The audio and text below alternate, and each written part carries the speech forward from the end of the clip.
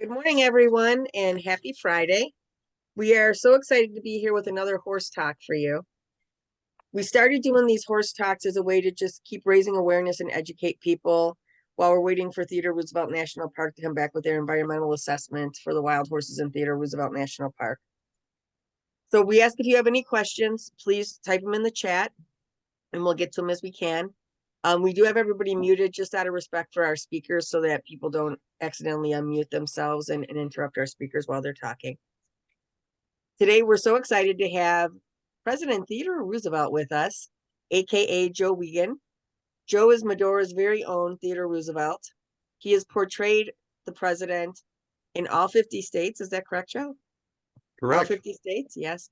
And I know you just got back from Africa, so I'm sure you've portrayed him several places across the world. So he's also performed at the White House back in 2008 as part of the celebration for the 150th anniversary of Roosevelt's birth. Joe also modeled for the new Theodore Roosevelt sculpture commissioned by the American Museum of Natural History. We were very excited that Joe invited his friend Stephan to join us. Stephan Zacharias joins us from the Moab Museum in Utah. Joe sent me Stephan's resume, and it is filled with a variety of historical positions from museum educator, director of interpretation, historical area supervisor, and most recently now as the history programs interpreter at the Moab Museum in Utah. So welcome to both of you. And I'm very excited. And as we talk, Joe, part of the reason why I wanted to have you here is as Theodore Roosevelt National Park announced their plans to eliminate all the horses in the park, a lot of people have said, you know, what would Theodore Roosevelt say, especially in the park named after him, our conservation president? And while I know you can't answer to that, and I don't want you to get into the politics of that, I do think that you can give some history as to what Theodore Roosevelt experienced here. We know there were wild horses, and just, you know, be you. Chris, thank you. And I'm very glad that my friend Stephan Zacharias is how Stephan, Zacharias, right? Zacharias. Stephan Zacharias. Yeah. So glad that Stephan's here. Stephan, because of his life activities, has actually engaged quite a deal in not only the history of horses in the West, but even to the specifics of why federal legislation differentiates between wild horses and feral horses. And rather than avoid politics, I think one of the things that Theodore Roosevelt would admonish the American people to do then and now is to engage in politics. I'm the son of a hippie comedian from the suburbs of Chicago, Illinois, who took the family out to Hollywood, California in the 1970s. And when you've got, I was a teenager and I had teenage brothers in Hollywood, California. When your father's a hippie comedian and your mother's a hippie artist, the only way to be a rebellious teenager was to volunteer for Ronald Reagan. And so Reagan joins me over my left shoulder with my other heroes, Theodore Roosevelt and Abraham Lincoln. I was engaged in politics, the study of politics as a political scientist, and then engaged in public policy at the local, state, and federal level for about 20 years before I began my own interpretive career as Theodore Roosevelt. So I'm not shy at all about engaging in politics. And I think each and every one of your viewers today and those that might come across this Zoom broadcast in the future, I'd like to encourage them to be engaged. When your question gets to the point of Theodore Roosevelt and his experiences, I think it's not unimportant that one of Theodore Roosevelt's most significant biographers in modernity, David McCullough, God rest his soul, David McCullough called his biography about Theodore Roosevelt Mornings on Horseback. McCullough said that his intent in writing that biography, it's a biography that culminates just about the time that Theodore Roosevelt's ranching experience here in the Badlands was coming to its conclusion, when he remarried, when he married Edith Caro after the nearly 3 years after the death of his first wife, Alice Hathaway Lee Roosevelt. McCullough said he was trying to get at telling the story of Theodore Roosevelt up to the point that he became the man that we would then know through his experiences as the president. When did he kind of stop being a boy and come through the crucible of the tragedies of young manhood and become that man that was worthy of having a national park named after him? And I use the old phrase because I think while Theodore Roosevelt didn't coin it, he would have understood it, that when he came here to the Badlands and had an experience of healing, not after the first great major tragedy in his life, but the second, his father died when he was 19 years old as a sophomore at Harvard, he found nature to be very healing. He went then to the North Woods of Maine. And from that experience, when he came here to the Badlands, 6 years later, after his wife and mother died on the same day, he invited out to run the Elkhorn Ranch those two men from the North Woods of Maine with whom he'd become very close in nature, William Sewell and Wilmot Dow. And the number of adventures about which he writes on horseback and with the pony herds, as he called them, in the Badlands, I think are very important. There's the phrase, "There's nothing so good for the inside of a man as the outside of a horse." I use that phrase in inclusive language now. I say there's nothing so good for the inside of a man or a woman as the outside of a horse. I'm a kid from the suburbs of Chicago, Illinois. The horses we rode, it's like the little joke on the internet. They were little merry-go-round horses outside of the five and dime. Now, Stephen is probably much more familiar with horses, being a man of the West. But my intent today is actually, as we progress in our brief program today, I've got some source material from Theodore Roosevelt about what he wrote in the Badlands. And then I'd like your viewers and eventually those people that are involved still in the process of determining the next wildlife management program at Theodore Roosevelt National Park to take those things that Theodore Roosevelt wrote into consideration. But again, I'm really glad that in addition to what I might be able to bring from Theodore Roosevelt, that you've got Stephan Zacharias in Moab, Utah, and I'd be interested in Stephen's take on the challenge that we have here at Theodore Roosevelt National Park. Yeah, thanks for having me, both of you. I really enjoyed this opportunity to come and talk to people about wild horses, specifically heritage breed animals in America and their importance from a cultural resource perspective. I've been a living history and cultural interpreter since 2003, so I'm going on my 20th year now. And cultural resources are very valuable to our public lands, our historic places, our sites and museums. The cultural resources are really our story of how we got to where we are today. One of my favorite South Georgia authors, Janice Ray, she has a quote that says, culture is a set of stories that we tell each other in order to understand a place. So what are the stories we tell each other when we destroy an entire landscape? I think the important thing here is to note, I am a proponent of public lands. I've worked for concessionaires at both Denali National Park and Preserve in Alaska, the Grand Canyon in Arizona. The last 4 years lived in Gillette, Wyoming, and spent my birthday weekend every year up in Medora, playing in Teddy Roosevelt National Park and going to see Joe's show and the Medora musical. I think what is the biggest challenge we have in America is always repeating our process.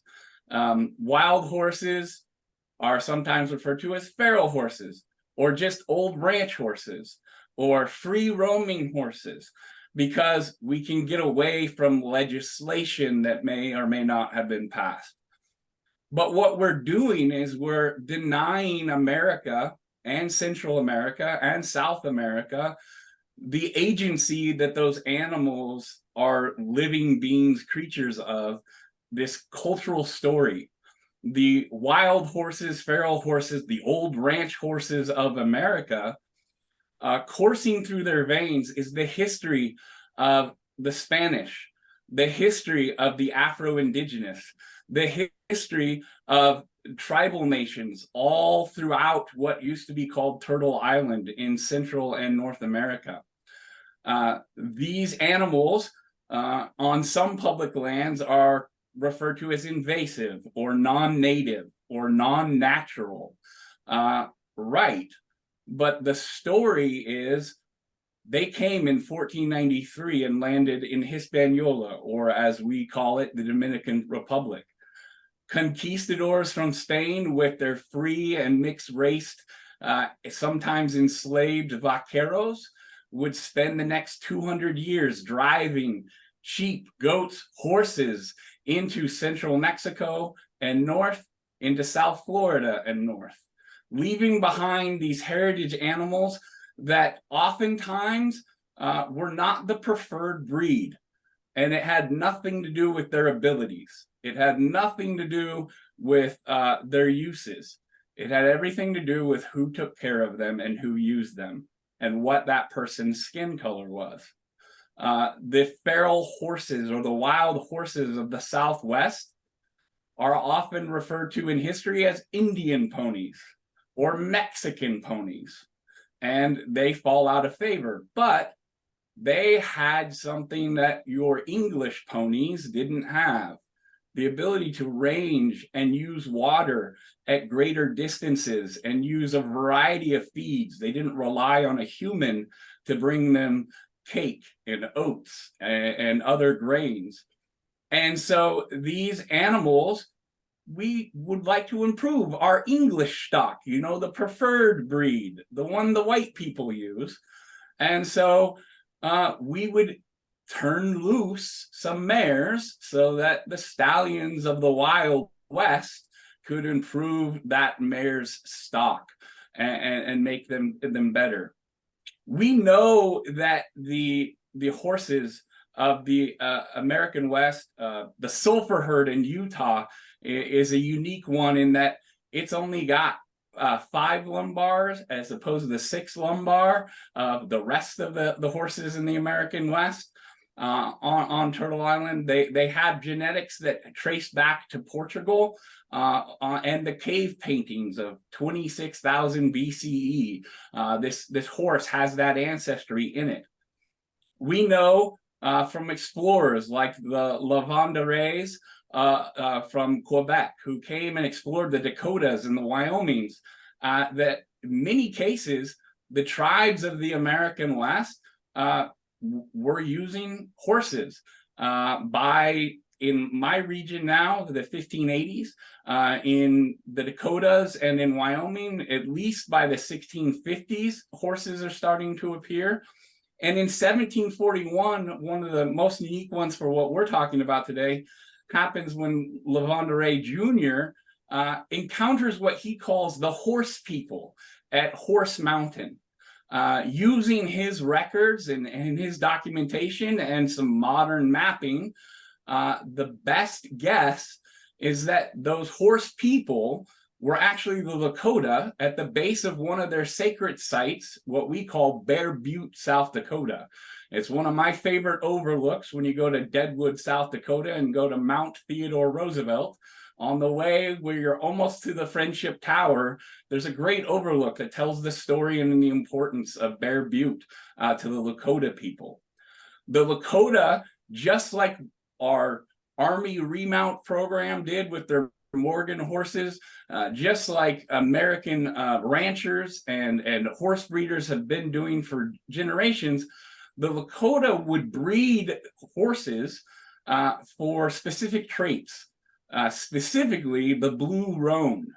That's not a dominant horse color in our Iberian horses or Indian horses across the West.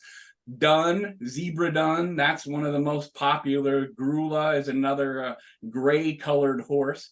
But the blue roan was important to the Lakota. They believed that this blue roan was a gift from the creator, a gift of thunder. It possessed thunder. And so they wanted that blue roan. So despite what any geneticist might say or DNA study might say, I encourage you to drive the loop at Teddy Roosevelt National Park and tell me that the predominance of blue roans out there isn't a descendant of the Lakota horse. We know Teddy Roosevelt had a couple contemporaries there in Medora. Those contemporaries being the Marquis de Moore and a neighbor of his and Teddy's, Arthur Clark Heidencopper. These two men benefited when Sitting Bull surrendered and was taken to be imprisoned at Fort Randall. 350 of Sitting Bull's horses, predominantly blue roan in that bunch, were sold at Fort Buford there in North Dakota. 250 of the 350 we know were bought by the Marquis de Moore, and then he sells 60 of those to his neighbor Arthur Clark Heidencopper. Heidencopper takes those to improve his Little Missouri horse company, later to become the HT Ranch is what it would be known as. But that company primarily was raising percherons, these big draft horses. He would ship them back to his ranch in Pennsylvania along Conneaut Lake, and then they would sell them primarily to New York City cab operators in New York, and his other big dealer was Frank Pabst of Pabst Brewing to haul the kegs of beer. The interesting thing about Heidencopper, his ranch in Pennsylvania was actually a stop on the Underground Railroad. And he was inspired to fight in the Civil War, which he became a major with Pennsylvania during the Civil War. He fought, raised in a family of abolitionists. And one of the men he kept correspondence with regularly and probably inspired his fight in the Civil War was a man by the name of John Brown. And before John Brown's raid at Harper's Ferry, their correspondence would be in code. And Heidencopper used the term trading horses to refer to the enslaved folks that were coming and going from their ranch at Conneaut Lake. So this Medora connection, yes, he doesn't get there till after the Civil War, but he's using that same location, a former Underground Railroad location, to ship his horses and continue trading them. In reality, he's not using it in code anymore by 1881. But this is a cultural story that is traced right back to Sitting Bull's horses in what's now Teddy Roosevelt National Park. Yeah, they're old ranch horses. Of course they are. Both of those men, Heidencopper and de Moore, were there to be ranchers. They needed horses for their ranch hands. And one of the things those percherons of the Little Missouri Horse Company were known for was they had a little bit different spirit than your regular percheron did. They had a little bit more endurance than your regular percheron did.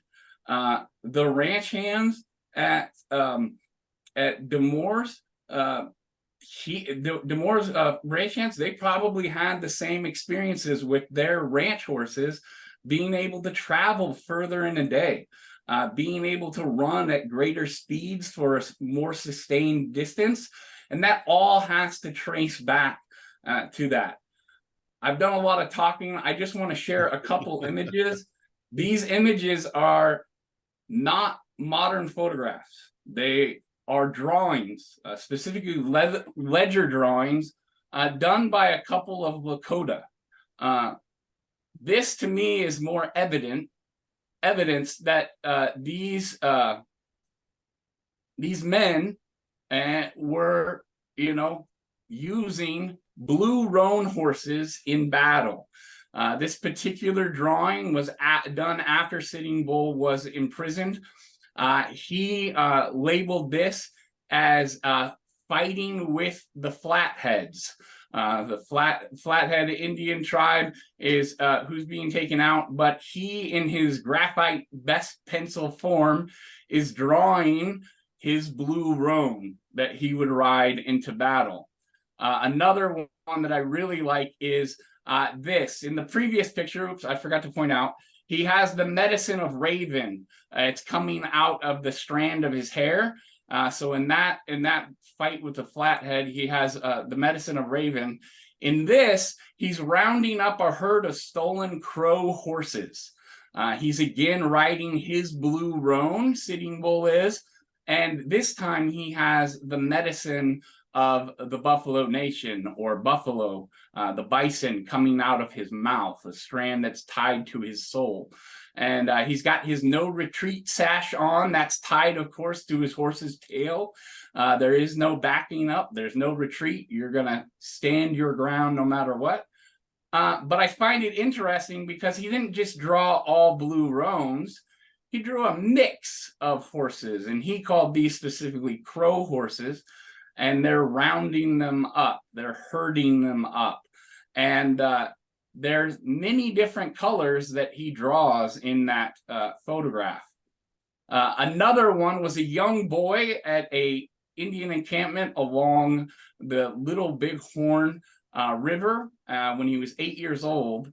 The Battle of the Greasy Grass, or as we know it, the Battle of Little Bighorn.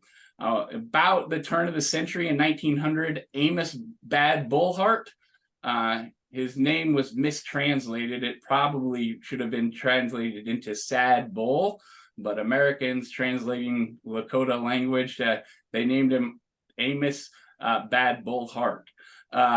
He drew this picture from his remembrances of June 1876, Montana. We have two men chasing down members of the 7th Cavalry there. The one in the center, the assumption is the one with the big headdress on the blue roan is probably Sitting Bull. And then the one with the kind of greenish gray color with the larger headdress there is presumably Crazy Horse. And this was Amos Bad Bullheart's rendition. But you can see all these horses. There's a variety of colors, but the important individuals are riding these blue-toned horses. And then we have Teddy Roosevelt National Park in one of the roundups where it's been mentioned on previous broadcasts here at HorseTalk about how they went in the 1950s and started rounding up horses. But some of the guys that participated that day, they noted they were looking for the ones with the brands on them and weren't really paying attention to the ones that didn't have brands. So there was still wild horses, even in the 1950s, running there. The side-by-side of Sitting Bull's drawing and the roundup photo, you'll notice the drawing and the photograph have a lot of similarities. They tell a more complete cultural story, I think, when you compare those side by side. So thanks for letting me share those photographs there. Well, thank you for sharing. Yeah. And Chris, I think you can appreciate now why I thought it was very important for Stephan Zacharias to be a part of the program. When, and if I may, the national parks, sometimes Theodore Roosevelt is actually given too much credit for our national parks. It took an act of Congress to name a national park. And famously, Speaker of the House Joe Cannon from Danville, Illinois, during Theodore Roosevelt's tenure as president, had said, "Not 1 cent for scenery." And national parks could only be declared by Congress if there was no higher and better use for the land. Now, thankfully, by the time of 1946, when Congressman William Lemke of Fargo, North Dakota, first introduced his bill to create Theodore Roosevelt Memorial National Park, the higher and best use standard had really been eliminated, and the idea that public lands that could be for the benefit and enjoyment of the American people, that we could create national parks that still might have been good grazing land or good forest land. And yet we realized that under national park status, the use and utilization of the natural resources, something that Theodore Roosevelt believed in mightily as a conservationist. Even on public lands, he said it was the right and duty of every generation to use the natural resources, especially the public lands, but to do so in a way that left them in better condition and not in worse. So really his conservation legacy is in the national forests and in the Reclamation Act for the damming of western rivers and the irrigation of previously arid lands. He's not a John Muir preservationist, but his 5 national parks include Crater Lake National Park, Mesa Verde National Park in southern Colorado, of course, Crater Lakes in Oregon, Wind Cave in South Dakota. 2 other national parks have reverted to other uses. Platte National Park, a small unit of hot springs nearby Sulphur, Oklahoma, when Cousin Franklin in Congress dammed the Chickasaw River, creating Lake Arbuckle. That became Chickasaw National Recreation Area. My Theodore Roosevelt says he doesn't see much use in recreation if it means zooming about a quiet lake with a powerboat disturbing the birds. But his 5th national park is at Devil's Lake, North Dakota. It was called Sully's Hill National Park after General Alfred Sully, the explorer and Indian fighter. It was reverted to be a national wildlife refuge, and now, of course, it's been renamed by bipartisan legislation to be White Horse Hill National Wildlife Refuge or Game Preserve. But when Lemke first failed in 1946 to have Congress adopt the national park, Theodore Roosevelt Memorial National Park, he prevailed the following year in 1947. The park was approved, Theodore Roosevelt Memorial Park. In 1978, when President Carter and Congress elevated Theodore Roosevelt Memorial Park to full national park status, we continue to brag across the country that it's the only national park named for an individual. And it's in that regard that I wanted to just add to some of the amazing factual information that Stephen has added to the record here today, and just point out that not only did Theodore Roosevelt come out here and have 2 cattle ranching operations, one of which is now the central unit of Theodore Roosevelt National Park. As your viewers know, we've got a south unit, a north unit, and then the Elkhorn Ranch is a central remote unit in between the 2. Of course, it was an operation requiring a significant investment in horses. And I just wanted to read a little bit from 2 of the books that Theodore Roosevelt wrote about his experiences as a rancher. During his time here, he wrote Hunting Trips of a Ranchman. That I believe was published in 1885. Really led to his friendship with George Bird Grinnell and the founding of Boone and Crockett, the nation's first fair hunting and conservation organization. He later writes The Wilderness Hunter. In the latter, he writes this, and it builds upon what Stephen had mentioned, if I may. And I'll go ahead and use my best Theodore Roosevelt voice in this effort. Once, near the old Sioux Crossing, where the Dakota war bands used to ford the river on their forays against the Crows and the settlers along the Yellowstone, we met a large horse herd. The tough, shabby, tired-looking animals, 1 or 2 of which were loaded with bedding and a scanty supply of food, were driven by 3 travel-worn, hard-faced men with broad hats, chaps, and long pistols in their belts.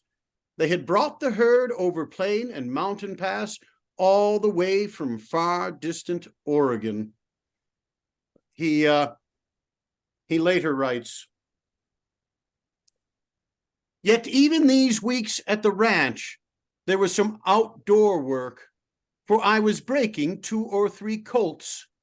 I took my time, breaking them gradually and gently, not after the usual cowboy fashion in a hurry by sheer main strength and rough riding, with the attendant danger to the limbs of the man and very probable ruin to the manners of the horse. I left the ranch early in the morning, riding my favorite hunting horse, Old Manitou. The blanket and oilskin slicker were rolled and strapped behind the saddle. For provisions, I carried salt, a small bag of hardtack, and a little tea and sugar, with a metal cup in which to boil my water. The rifle and a score of cartridges in my woven belt completed my outfit. At first, my route lay across grassy plateaus and along smooth wooded coulees, but after a few miles, the ground became very rugged and difficult.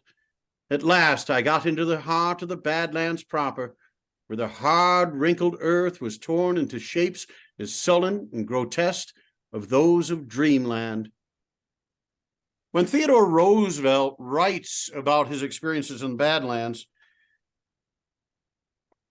it becomes part of our cowboy culture. It becomes part of the history and the story of the man who would lead the charge up Kettle Hill, that same year be elected governor of the Empire State, and 2 years after joined McKinley's re-election ticket. And as the result of the assassin's cowardly bullet, rise to the post of president at the age of 42 years and 11 months, the youngest president in American history, not the youngest elected, that's Kennedy at 43, but Theodore Roosevelt is an inspiring figure.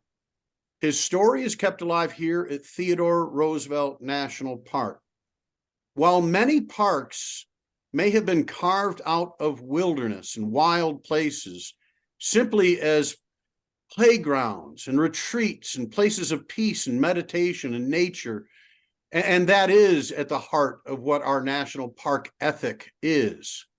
This particular national park is unique in that it is about not only nature, but about a man who came and worked and hunted and healed in nature.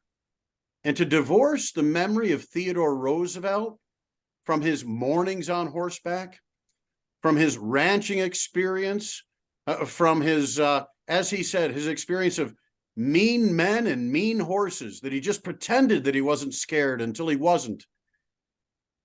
I think that having horses at Theodore Roosevelt National Park is integral to the experience that people from the big cities and that from the East have when they visit this park, when we have the presidential library nearby, and when we're going to be inspired, as they say, to dare greatly and live boldly. Well, to divorce that from horses and the experience of the West as Theodore Roosevelt knew it, I understand that public hearings were held with regards to the wildlife management proposals put forward by the National Park Service. And my experience with politics and public policy is that the public comment period, which was now closed on that original proposal, in the administrative and eventually perhaps the judicial review of the decisions to be made, that public record that was made then is sometimes the only public comment that a judge or an administrative officer is going to take into account. I think, and you'll correct me, when the National Park Service has its final recommendations based on, in part, the consideration of public comment, including the comment of individuals who represent the public, whether that's the North Dakota State Legislature, the congressional delegation, the governor's office, I believe then that there's probably a second round of public comments that are solicited from that final report. So as a student of politics and as someone who believes that, in the words of Booker T. Washington, a friend of Theodore Roosevelt's, cast your buckets down where you are, look about you and make your home community a better place. For those who consider Medora or Billings County or McKenzie County or Watford City or Western North Dakota or the state of North Dakota or the American West to be your home, I would say pay attention to the public policy process. When the National Park Service comes forward with its final recommendations, take advantage of the public comment period, engage through Chasing Horses and the other organizations that are involved in the effort to maintain the wild horse or feral horse herd, and I hope that as well, you'll invite Stephan back, or even invite Stephan up to Medora. We've got an invitation out to him to participate in our Badlands Chautauqua, the third weekend in July in Medora, and maybe there would be an opportunity for Stephan to participate in helping to educate the public about the things that he knows so well, the history of the wild horses in the West, and just how important they are to telling our cultural story, which last time I checked is a major objective of the National Park Service. Right, and I think something else that was really upsetting in the last civic engagement was that they said that they were no longer interested in Theodore Roosevelt's ranching legacy. And I thought, are you aware of the state of North Dakota and how much ranching is still part of our culture? And I don't understand. I mean, it just seemed like an additional slap in the face to the state of North Dakota. Theodore Roosevelt's ranching legacy is, like you said, an integral part of that park, an The park integral wouldn't part be of our here. culture. Correct. So how can you say that that's not important anymore to the National Park Service? So yes, and Stephan, yes, you are welcome to come and talk to us anytime. Joe will be at our Bully Pulpit rally in July on the 13th. We've invited the regional director of the National Park Service and the superintendent. The regional director agreed to come in for a listening session. So our organization took the liberty of renting out the Medora Community Center so that we can give them something to listen to. So we have historical, cultural, scientific, social, economic speakers coming, legislators will be there. So yeah, you're more than welcome to come and join us if you like. It seems like that's around the same time you'll be meeting Joe and Medora. So yeah, if you want to come a couple days earlier, I'm more than happy to have you. Yeah, I'd love to see what we can make happen. Before we get to the end here, I did want to share one piece. I too found it very disappointing when the National Park Service said they were going to leave behind the Theodore Roosevelt ranching era, because I don't understand how you can throw out the mission of that particular park and say we're not going to cover it anymore. That park exists because that's where Teddy went to ranch. The visitor center has a little cabin behind it that what are you going to do with that if you abandon telling the story of Teddy Roosevelt? But they also just received like millions of dollars to restore the Peaceful Valley Ranch within the park. Right.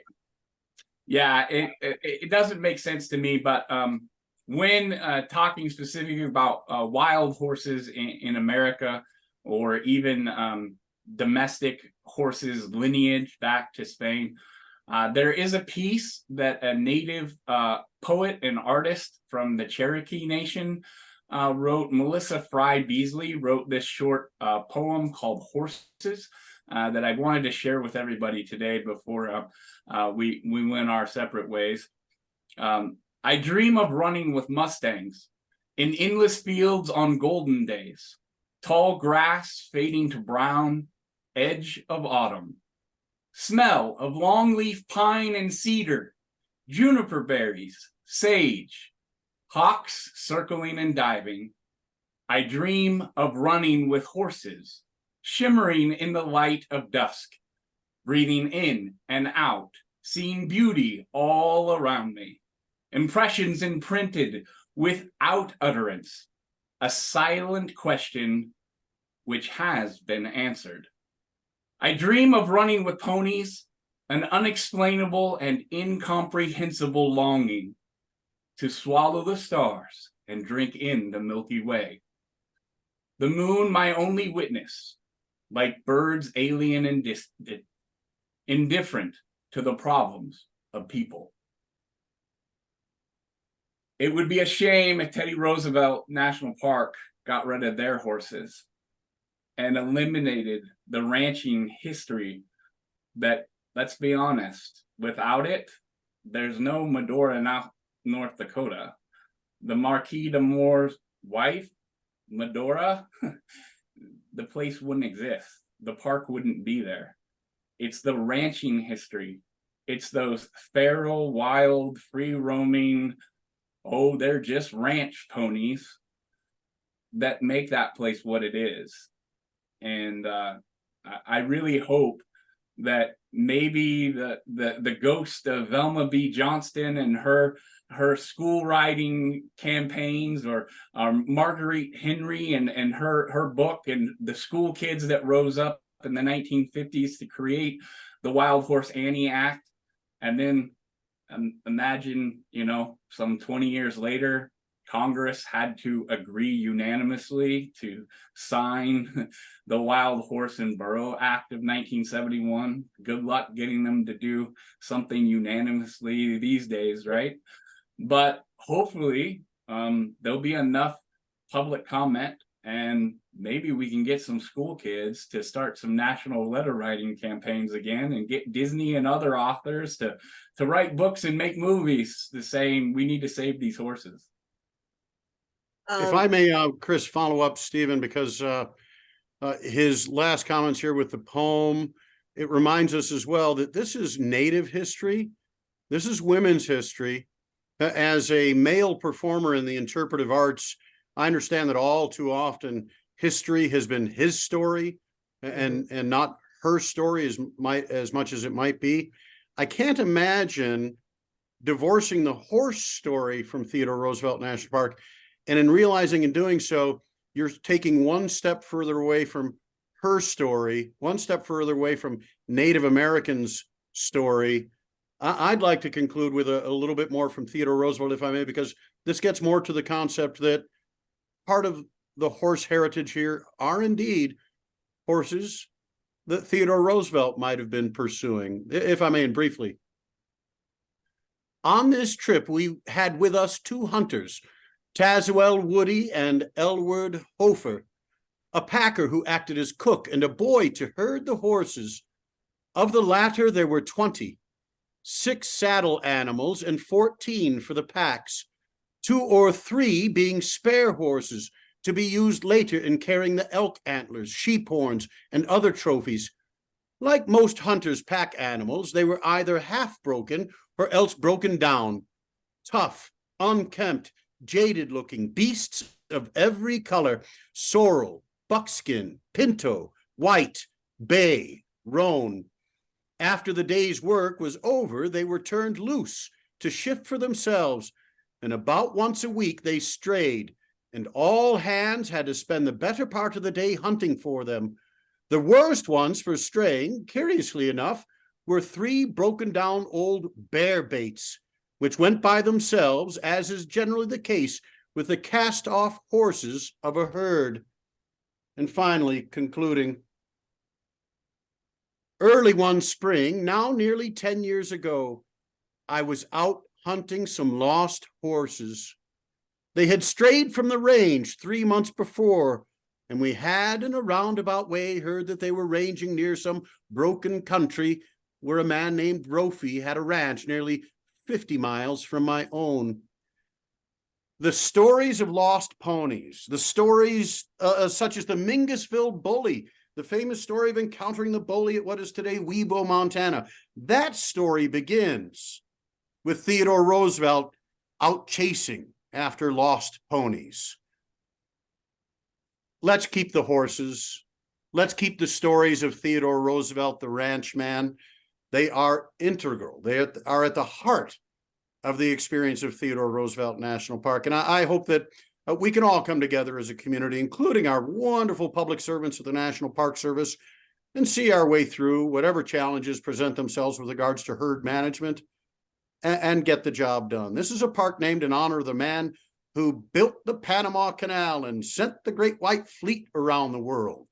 We ought to be able to do something that at its heart really is a great deal more simple and doable. We can get our arms around this contentious issue and come to some sort of unifying principle to get the good thing done. Okay. Stephen, we had a request. Can you cite again the name and title and author of the poem that you read? Yes, it's called Horses, and it's a native artist and poet by the name of Melissa Fry Beasley. Okay.